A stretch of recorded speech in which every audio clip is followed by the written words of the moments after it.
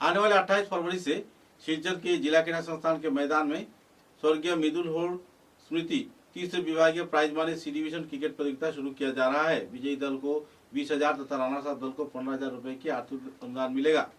पुरस्कार के साथ साथ इस प्रतियोगिता में कुल 64 दल भाग ले रहा है। मुद्दे को लेकर खिलाड़ियों में काफी उत्साह के माहौल है। एक पत्रकार सम्मेलन के जरिए सिलचर के जिला क्रीड़ा संस्थान में स्वर्गीय मृदुल होड़ के भाई बाबुल होड़ ने विस्तारित तथ्य उजागर किया। तुलसीदास बनी कॉन्फ्रेंस हॉल में आयोजित पत्रकार सम्मेलन में डीएसए के कार्यकर्ता, सभापति शिवव्रत दत्त तथा दूसरे हस्तीगण भी मौजूद थे। गौरतलब है कि इस प्रतियोगिता के लेकर लोगों में खुशी की माहौल बनी हुई है और दूसरी बार मृदुल होड़ ट्रॉफी स्मृति प्राइज मानी सी डिवीजन नॉकआउट क्रिकेट प्रतियोगिता आयोजित किए जाने पर लोगों के बीच काफी खुशी की माहौल है। गौरतलब है कि सी डिवीजन क्रिकेट यानी तीसरे विभागीय क्रिकेट प्रतियोगिता में इस बार कुल 64 दल अंशग्रहण कर रहा है और इसमें नॉकआउट पर्याय में प्रतियोगिता आयोजित की जाएगी।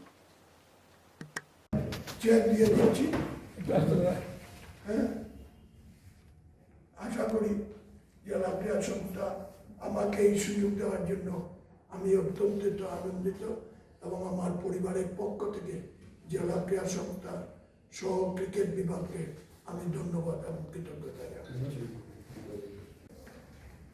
ফ্রেন্ডস, আমরা 28 তারিখে শুরু করতে যাচ্ছি আমাদের third division cricket knockout tournament, knockout tournament. Mridul prize money champion rupees 25,000 with the trophy আছে। runner up 15,000, man of the series 2,000, man of the match final 1,000, best batsman 2,000, best bowler 2,000 with trophies।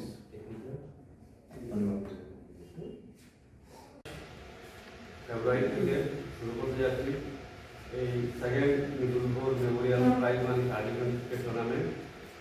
এই টুর্নামেন্টটি শুরু হবে India club গ্রাউন্ডে। তারপরে পর্যায়ক্রমে আমরা যখনই আমাদের ডিএসএ গ্রাউন্ড খালি পাবো তখন আমরা ডিএসএ গ্রাউন্ডে করবো, বাট ফাইনাল আর সেমিফাইনাল ম্যাচটা আমরা ডিএসএ গ্রাউন্ডেই করবো।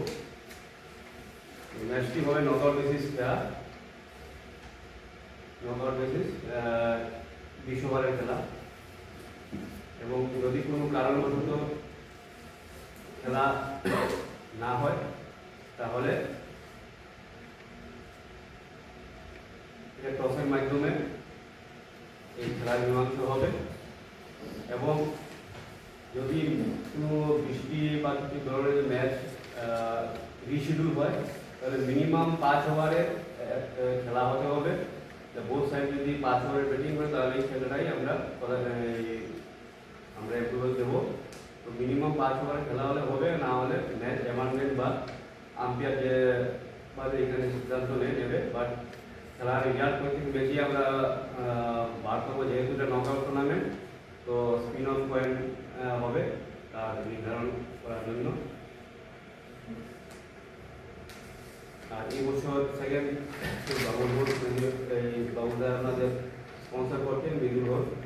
উনি গত বছর 50,000 টাকা দিয়েছিলেন এই টুর্নামেন্ট করার জন্য। এই বছর উনি 50,000 টাকা দিচ্ছেন। তার জন্য আমরা ডিএসএর পক্ষ থেকে ওনাকে এবং ওনার পরিবারকে আমরা অশেষ ধন্যবাদ দিতে চাই। দাস এবং এই ট্রফির স্পন্সর বাবুল হোড় মহাশয়, উপস্থিত সাংবাদিক ভাইরা, আমরা থার্ড ডিভিশন টুর্নামেন্টটা অত্যন্ত গুরুত্বপূর্ণ। এখানে কতটা টিম হচ্ছে নিরা? 64টা টিম। বুঝতে পারছেন, প্রায় 1,000-এর মতো ক্রিকেটার এই টুর্নামেন্টে পার্টিসিপেট করবে।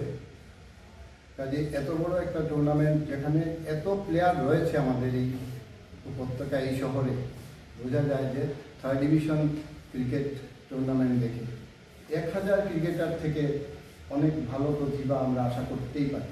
কারণ এখানে অনেক জুনিয়র প্লেয়াররা, একদম বাডিং ক্রিকেটাররা পার্টিসিপেট করবে। এরকম একটা গুরুত্বপূর্ণ টুর্নামেন্ট স্পন্সর করতে গিয়েছেন আমাদের সদ্য সাবেক সভাপতি জেলা ক্রীড়া সংস্থা বাবুল হোড় মহাশয়, ওনার ভাই মৃদুল হোড়ের নামে উনি এবারে করছেন এটা 3 নম্বর, তাই না? 3 নম্বর না 2 নম্বর, হ্যাঁ? 2 নম্বর। এটা দ্বিতীয় সংস্করণ। আমি আশা করব আগামী দিনেও উনি ওনার সাহায্যের হাত বাড়িয়ে দেবেন জেলা ক্রীড়া সংস্থার এই টুর্নামেন্ট আয়োজনে। আমরা বিস্তারিতভাবে আলোচনা করবে আমাদের ক্রিকেট সচিব নিরঞ্জন দাস। আমি এখানে এসেছি, আমাদের ক্রিকেট সম্পাদক রবিউল্লাহ আমাকে জানিয়েছে যে আজকে মৃদুলুর আমার ছোট ভাই তার নামে যে 3rd ডিভিশন ক্রিকেট টুর্নামেন্টটা হচ্ছে সেটা প্রাথমিকের জন্য। তাই সবাইকে আজকে এই সুযোগে আমি শুভেচ্ছা জানাচ্ছি। আমার সাংবাদিক বন্ধু, আমার চিত্র সাংবাদিক বন্ধুদেরকে, অন্যান্যদেরকে, ইলেকট্রনিক মিডিয়ার বন্ধুদেরকে। আমার ছোট ভাই মৃদুলুর ফুটবল প্লেয়ারও ছিল, ক্রিকেট প্লেয়ারও ছিল, হকি খেলত। এবং মৃদুলুর ফুটবল টুর্নামেন্ট আমরা অনেক দিন থেকেই প্রথমে তারা ক্লাবে করেছিল, পরবর্তীকালে সেটা ডিএসএল আন্ডারে চালু হয়েছে অনেক দিন ধরে। মৃদুলুর 1973 সালের 2 জুলাই চানমারিতে, যেখানে বর্তমান সেন্ট্রাল স্কুল আছে, সেই জায়গাতে জলে ডুবে মারা গেছে। আমি ছিলাম না তখন কলকাতা। যাই হোক, আমরা পরবর্তীকালে এসে তারাপুর ক্লাবের উদ্যোগে এই ফুটবল টুর্নামেন্টটা আমরা শুরু করেছি। প্রথমে আমরা আসাম রাইফেল গ্রাউন্ড ছিল জালুপাড়াতে, তার পরবর্তীকালে ডিএসএতে নিয়ে এসছি। গত বছর আমাকে নিরঞ্জন দাস ফোনে অফার দিয়েছে, আমাকে ব্যক্তিগতভাবে অনুরোধ করেছে যে 3rd ডিভিশন ক্রিকেটের স্পন্সর আমাদের যারা ছিল এবার আসে নাই, আপনি যদি আপনার ভাইয়ের নামে দিতে চান তাহলে দিতে পারেন। আমি সাদরে ওনার আমন্ত্রণ এবং অনুরোধ সাড়া দিয়েছি, কারণ মৃদুলুর ক্রিকেটও ভালো খেলোয়াড় ছিল। এবং আজকে যেটা আপনারা T20 বলছেন, সেটা তখন স্কুল টুর্নামেন্টে, আমার মনে আছে স্কুল টুর্নামেন্টে তারা সেটা খেলত 15 ওভারে খেলা। এবং একটা ম্যাচে আমার এখনো মনে আছে, নরসি স্কুলের বিপক্ষে ফাইনাল, হিরুগু আমাদের নাই, প্রয়াত আমাদের ডিস্ট্রিক্টের প্লেয়ার, হিরুগুর বল সে দাপটে ছক্কা 3টা না 4টা মাঠে খেলা হয়েছে, ইন্ডিয়া ক্লাব মাঠে খেলা হয়েছে। এবং বল গিয়ে বিদ্যাপীঠের হয়ে খেলেছে এবং বল গিয়ে পড়েছিল না কমিশনার বাংলোতে। আমাদের মাঠের পরে কমিশনার বাংলো ছিল, আর একটা বল গিয়ে একদম দিকে হারাই গেছে। সুতরাং এই তখন T20 তখনই আমরা দেখতে পেয়েছি। আজকে যেটা T20 বলছে, সেই সময় 1970-71 সালে আমরা T20 দেখেছি।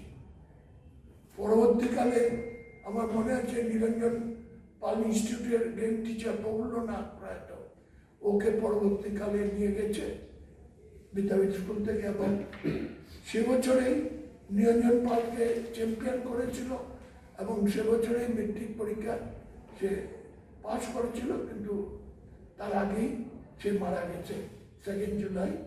রেজাল্ট বেরিয়েছিল আগস্টে।